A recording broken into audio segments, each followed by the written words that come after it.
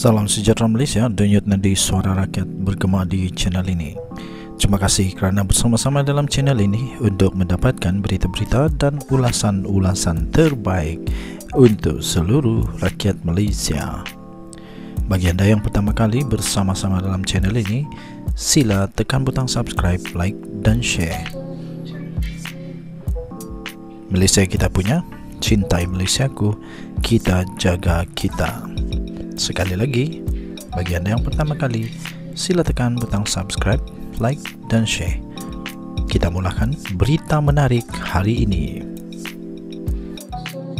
Salam sejahtera, salam sejahtera, salam sejahtera tuan-tuan dan perempuan yang dihormati sekalian. Selamat berhujung minggu, selamat hari Minggu. Ada satu video baru saja saya terima tadi. Video ini cukup lucu. Dan saya fikir ini akan menentukan siapa anda. Kalau anda rasa marah, anda di kalangan mereka. Kalau anda rasa tak marah, maksudnya anda tak buat benda ni dan anda bukan di kalangan mereka. Mari kita sama-sama lihat di mana kita tergolong. Di mana kita tergolong. Beza pejuang dengan penunggang agama, Harapan Daily 20 April. Berlegar-legar. Gambar dia, tahu gambar dia apa? Gambar dia itu ada perempuan menyanyi lagu dangdut di TikTok. Ini betul-betul viral sekarang. Beza pejuang dengan penunggang agama. Sebelum saya baca, anda boleh juga komen apa beza pejuang dan penunggang agama. Saya bacakan. Berlegar-legar dihantar lagu terbaru troll ke atas penunggang agama. Saya terima dari pelbagai pihak, terutamanya penyokong kerajaan. Klip pendek nyanyian seorang gadis cantik, belakangnya ada perempuan lain yang turut bergelek. Bergelek habislah. Tapi apa yang menarik bukan perempuannya, bukan perempuan di depan, bukan perempuan di belakang, bukan gelekannya, bukan rambutnya, bukan seksinya, bukan. Yang saya tertarik adalah liriknya. Liriknya cukup mudah, tapi bikin orang berfikir. Siapa terasa pedas, dia yang makan lada. Siapa makan lada, dia terasa pedas. Kalau dia marah, dia alah tu. Kalau dia tak marah, dia tak buat lah. Senang saja. Jadi liriknya cukup mudah, tapi bikin orang berfikir. Saya setuju yang ini ya. Setiap hari keluar cerita, aurat jaga. Tapi kau sendiri mata buaya, pantang lihat wanita muda. Wow, lirik dia luar biasa, geng. Setiap hari keluar cerita aurat jaga. Tapi kau sendiri mata buaya, pantang lihat wanita muda. Woi, mungkin begitulah. Kalau dikasih jadi rap sikit lah kan, begitulah mungkin. Itulah lirik dia. Terus apa lagi? Acap kali sebelum ini kita lihat mereka yang terpaling beragama mengecam orang tidak bertudung dan sebagainya. Tiba-tiba pula orang yang mengecam ini tiba-tiba pula terkantoi pula mengikuti porno dan filem lucah. Jadi follower perempuan seksi. Terbaru yang ini saya bacakan saja. Anda boleh baca di Harapan Daily. Terbaru, pemuda PAS yang tidak mahu berdoa untuk Agong kantoi ikuti akaun Lucha OnlyFans yang sesetengah liberal tidak lakukan.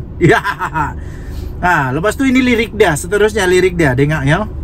Tiada yang berani membantah, takut kau keluar fatwa, kena hukum masuk neraka, kau seorang masuk surga. Orang lain tunggang kuda, kau pilih tunggang agama. Orang kerja macam gila, kau jadi kaya raya. Wow, dia punya lirik padu. Tiada yang berani membantah, takut kau keluar fatwa, kena hukum masuk neraka, kau seorang masuk surga. Orang lain tunggang kuda, kau pilih tunggang agama. Orang kerja macam gila, kau jadi kaya raya. Wah, itu lirik dia lah.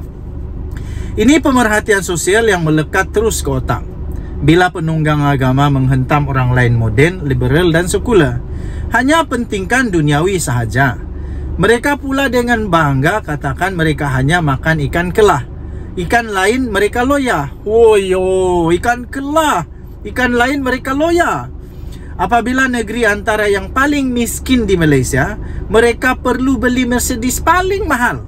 Bukan 1, 2 buah, tapi berbelas-belas pula. Jadi menteri tak sampai setahun, kantoi pula menikah online ketika PKP. Tengokkan ulama politik kita. Adakah mereka bersederhana seperti Tuan Guru Nik Aziz? Saya hormati Tuan Guru Nik Aziz ini. One of those yang saya betul-betul hormat dengan perjuangan dia yang bagus. Ini betul perjuangan. Harga nombor plat kereta saja boleh tanggung berapa keluarga miskin sekian lama. Isu penunggang agama ini bukan terpakai di Malaysia. Dalam sejarah menunjukkan penunggang ini ada dalam berbagai agama sebenarnya. Bukan Islam saja, bukan Kristian saja. Semua agama ada penunggang-penunggang. Sifat mereka sama. Tunjukkan mereka terpaling beragama tapi banyaknya melalut mengejar harta dunia sama ada duit, pangkat atau wanita. Lagu dangdut itu mungkin nampak remeh dan bengong pada setengah orang. Tapi liriknya kalau dihadam bijak sebenarnya. Ada beza pejuang agama dan penunggang agama. Kalau Anda marah dengan lagu tersebut, Anda boleh tahu Anda di kategori yang mana? Betul. Kalau Anda marah dengan lirik lagu itu, Anda dah boleh tahu Anda di kategori mana. Denyut Nadi Suara Rakyat bergema di channel ini. Jangan lupa untuk tekan butang subscribe, like dan share. Malaysia kita punya, cintai Malaysiaku, kita jaga kita. Kita jumpa lagi, bye-bye. Salam sejahtera Malaysia, Denyut Nadi Suara Rakyat terus bergema di channel ini. Okey, tuan-tuan dan puan-puan yang dihormati sekalian, persoalan sama ada benar Najib Razak mendapat tintah adendum daripada Agong masih menjadi tanda tanya. Tapi akhirnya ada satu pembayang terbaru, ada satu berita terbaru tentang perkara ini. Sebelum itu ada juga peguam-peguam, pengamal-pengamal perundangan di Malaysia yang juga berdebat sesama sendiri, membuat persoalan sama ada perlu ataupun boleh secara undang-undang ataupun tidak. Tetapi pada pendapat anda secara pribadi saja nak tanya nih. Pada pendapat anda secara pribadi, Anda setujukah kalau Najib Razak dikeluarkan daripada penjara dan mendapat tahanan rumah? Anda setuju tak? Anda boleh tinggalkan komen setuju atau tidak, ataupun kalau tidak setuju apa alasan, kalau setuju apa alasan. Begitulah. Jadi baru saja kita terima sebentar tadi keputusan titah adendum Agong. Persoalannya, siapa perlu beri kata putus? Keputusan berhubung titah adendum yang di Pertuan Agong ke-16 berkaitan tahanan di rumah kepada Datuk Seri Najib Tun Razak, bekas Perdana Menteri yang sudah pun menjadi sekarang ini menjadi banduan, telah pun menjadi banduan kerana sudah dipenjara. Itu Najib Razak mestilah diputuskan dalam mesyuarat lembaga pengampunan, tegas Perdana Menteri Datuk Seri Anwar Ibrahim. Katanya, saya sebutkan ini menyinggung peranan lembaga pengampunan dan wewenang Agong. Itu jawapan bagi saya mengikut perbincangan dengan peguam negara dan maklumat dari Sultan dan Agong. Itu sebaiknya kita tak cuba untuk meringankan apa-apa keputusan yang dibuat oleh hakim, kata beliau. Tapi cara kita lakukan itu yang tidak disetangi oleh setengah pihak dalam parti sekutu atau sebaliknya, dalam kalangan yang lain di luar dan lain di luar, kata beliau. Jadi itu bukan kita yang persoalkan, tapi pendirian kita tuntas bahawa keputusan mesti dibuat dalam mesyuarat lembaga pengampunan, dan keputusan muktamad oleh Agong mesti juga dalam mesyuarat lembaga pengampunan. Katanya, yang juga adalah Presiden PKR ketika berucap pada Convention 25 tahun PKR di Pusat Convention Shah Alam IDCC. Sebelum ini, tuan-tuan dan puan yang dihormati sekalian, Sebelum ini Datuk Seri Anwar Ibrahim menyatakan bahawa beliau tidak mahu masuk campur dalam perkara ini. Ini susulan pendedahan Tita Adendum. Terdahulu, Timbalan Perdana Menteri Datuk Seri Ahmad Zahid Hamidi sendiri telah pun memfailkan sokongan affidavit sokongan terhadap Tita yang membolehkan Najib menjalani tahanan di rumah. Menteri Pelaburan, Perdagangan dan Industri Tengku Zafrul turut menyatakan akan mengemukakan affidavit sokongan.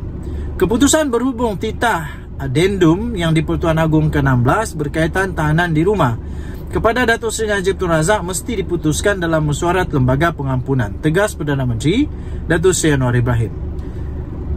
Jadi tuan-tuan dan puan-puan yang dihormati sekalian, itulah yang sedang berlaku sekarang ini, iaitu tentang pengampunan Najib Razak yang dapat 50%. Lepas itu tiba-tiba ada Tita Adendum. Semua itu tidak boleh, bukan hanya Datuk Seri Anwar Ibrahim yang buat keputusan, tapi itu di dalam perbincangan. Jadi janganlah pandai-pandai pula janganlah pandai-pandai pula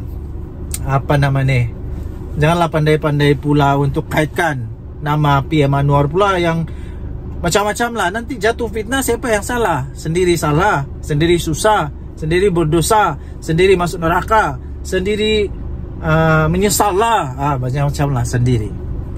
Okey, jadi kita tunggulah apa keputusan seterusnya. Denyut Nadi Suara Rakyat bergema di channel ini. Jangan lupa tekan butang subscribe, like dan share. Bye-bye. Salam sejahtera Malaysia. Denyut Nadi Suara Rakyat bergema di channel ini. Kepada siapapun rakyat di Malaysia, sama ada kamu berpangkat tinggi, kamu menteri, sama ada kamu ni ahli perniagaan, selebriti, businessman, tambah-tambah lagi ahli politik, tambah-tambah lagi kamu pemimpin politik, menjadi public figure di negara Malaysia. Saya ingin mengingatkan kepada anda semua, anda hidup di Malaysia. Anda bukan hidup di negara yang lain, tapi anda hidup di Malaysia. Bila anda hidup di Malaysia, ikutlah seperti orang Malaysia. Jangan hidup suka hati saja. Kita ada undang-undang di Malaysia. Kita ada perlembagaan di Malaysia. Sebab itu, bila hidup di Malaysia, salah satu daripada benda yang kita kena hormati adalah raja sebagai institusi payung kepada negara kita. Kalau benda ni anda tak boleh tu ikut, kalau benda ni anda tak boleh setuju, kalau benda ni anda tak boleh hormat, lebih baik jangan tinggal di Malaysia lah. Anda bukan untuk Malaysia. Sekiranya ini anda tidak dapat hormati, anda tidak layak untuk berada di Malaysia. Sebab Malaysia adalah negara yang aman damai. Jadi hormati raja sebagai institusi payung kepada kita. Sekiranya anda setuju dengan kata-kata pembukaan saya ini, anda boleh komen saya setuju. Daulat tuanku. Saya setuju daulat tuanku. Saya sebagai admin Twin TV, saya setuju daulat tuanku 1000 kali, 1 juta kali, 1 bilion kali, selama-lamanya. Perbuatan tidak menadah tangan ketika bacaan doa yang dibacakan untuk yang di Pertuan Agong dan keluarga diraja semasa khutbah solat Jumaat adalah tindakan yang sama sekali tidak wajar. Tidak wajar untuk dilakukan. Lebih tidak wajar lagi jika perbuatan itu pula dihebahkan pula pada umum, seolah-olah kita bangga melakukannya. Apapun perasaan kita kepada raja atau sultan, sesuatu yang kita harus sedar ialah institusi diraja itu adalah yang paling penting kepada kita. Sebagai raja, mereka adalah payung pada kita. Sebagai rakyat di negara yang mengamalkan sistem raja berperlembagaan ini, kita perlu menghormati itu. Institusi diraja bukan sahaja merupakan ketua negara atau negeri, bahkan ia juga merupakan ketua dalam hal ehwal agama Islam. Mungkin orang ahli PAS ini dia lupa tentang nih. Ini ada belajar di sekolah mendengar lah. Dalam banyak perkara seperti hak istimewa orang-orang Melayu dan kedudukan Islam sebagai agama rasmi, institusi itulah pelindung dan benteng yang pertama dan terakhir. Dengan ada 9 raja-raja Melayu yang dikenali sebagai Majlis Raja-Raja, kita sepatutnya bangga kerana pelindung atau benteng yang melindungi kita itu sangat kebal dan kukuh. Selagi institusi diraja itu kekal, tidak mudah untuk sesiapa pun menggugat apa yang telah termaktub dalam Perlembagaan Negara Malaysia. Sebab itu, sebagai rakyat, kita mesti menghormati institusi diraja selagi ia kekal diletakkan sebagai payung untuk melindungi kita di dalam Perlembagaan Negara Malaysia. Sejak dulu kalau berbual-bual dengan rakyat yang sama-sama suka mengkritik, saya selalu berkata kepada mereka agar janganlah keterlaluan mengkritik raja, sebagaimana kerasnya mereka mengkritik Perdana Menteri atau Menteri-Menteri. Selain raja perlu dihormati atas kedudukan, raja atau sultan juga tidak boleh dijatuhkan sebagaimana Perdana Menteri atau Menteri mungkin boleh jatuh dan hilang jawatan kerana kritikan yang berterusan, tapi bukan kepada raja atau sultan. Menandatangani atau mengaminkan doa terhadap agung atau raja adalah tanda kita menghormati institusi diraja dengan berharap kepada Tuhan agar institusi itu kekal memberi kebaikan kepada kita. Dalam hal ini, selain perbuatan menandatangan itu bukan satu kesalahan, malah juga memperlihatkan itu adalah satu sikap yang mulia kita sebagai umat Islam dengan meletakkan pengharapan terakhir kepada Tuhan Yang Maha Esa dalam melindungi kedudukan institusi diraja. Tidak menandatangan atau enggan mengaminkan doa, kemudian bangga pula menghebahkannya secara terbuka, di samping menunjukkan kebiadaban, ia juga boleh dikira menghina dan menghasut. Ya, mungkin tidak menjadi kesalahan jika perbuatan itu dilakukan secara sendirian dan diam-diam. Namun menghebahkan perlakuan itu secara tidak wajar adalah perlakuan yang tidak wajar. Itu jelas memperlihatkan wujudnya ciri-ciri penghasutan. Oleh kerana laporan polis sudah pun dibuat, terserahlah kepada pihak berkuasa melakukan tindakan seterusnya. Tetapi berikutan pelakunya sendiri sudah memohon maaf atas perbuatan ini. Dengan sendirinya menunjukkan beliau sedar tentang kesilapan yang telah dilakukannya.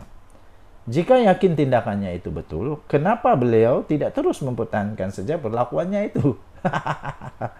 Maka disinilah pihak berkuasa sudah ada asas untuk bertindak sewajarnya terhadap pelaku tersebut, supaya di lain masa tiada lagi kebiadaban dan cubaan menghasut seperti ini dilakukan. Saya sudah membacakan daripada Sahbuddin Husin 15 hari bulan April 2024. Yang baru saya bacakan tadi itu daripada Sahbuddin Husin, tulisan daripada Sahbuddin Husin diterbitkan di sahbuddin.com.net, tariknya 15 April 2024. Hormati raja sebagai institusi payung kepada kita. Denyut nadi suara rakyat bergema di channel ini. Jangan lupa tekan butang subscribe, like dan share. Malaysia kita punya, cinta Malaysia aku, kita jaga kita. Bye bye.